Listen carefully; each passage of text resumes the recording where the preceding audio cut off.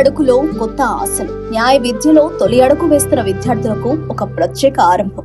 హైదరాబాద్ లోని మహాత్మా గాంధీ లా కాలేజీలో LLB freshers కోసం నిర్వహించిన పరిచయ వేదిక కార్యక్రమం అభినందనల మధ్య ఘనంగా జరిగింది. విద్యార్థుల జీవితంలో కొత్త అధ్యాయానికి నాంది పలికే ఈ కార్యక్రమంలో నూతన విద్యార్థులు, సీనియర్లు, అధ్యాపకులు పెద్ద సంఖ్యలో పాల్గొన్నారు.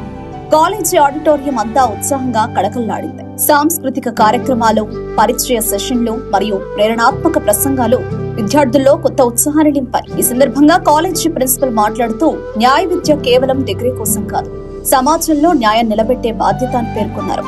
విద్యార్థులు క్రమశిక్షణ, పట్టుదలతో ముందుకు సాగాలని సూచించారు. ఫ్రెషర్స్ కూడా తమ ఆనందాన్ని వ్యక్తం చేశారు.